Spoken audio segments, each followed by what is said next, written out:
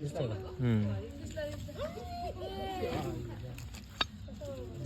लागलं नाही ना त्याला? नाही लागलं ना. पाणी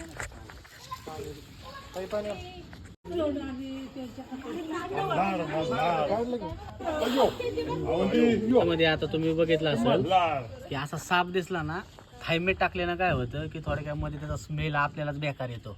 आणि कोणी बारक्या लेकरांना तिथं गेलं आणि काय हातबीत लावला तर त्यानं त्याचे दुष्परिणाम वेगळेच होऊ शकतात.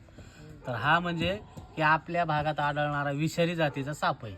म्हणजे महाराष्ट्रामधला 4थ्या नंबरचा विषारी जातीचा साप आहे. त्याला मराठीमध्ये नाग माहिती असं सगळ्याला, महादेवाच्या गळ्यात अडकलेला असतो. कारण आपल्या हिंदी संस्कृतीमध्ये ह्याला देव मानलं जातं. कारण ह्याच्यापासून फायदे नॅचरली खूप आहेत. कारण थोडक्यात एक एन्व्हायरमेंटलचं बॅलन्स करून ठेवतं निसर्गाचं. आणि जर इन केस मध्ये जर असा साप कधीच कोणाचा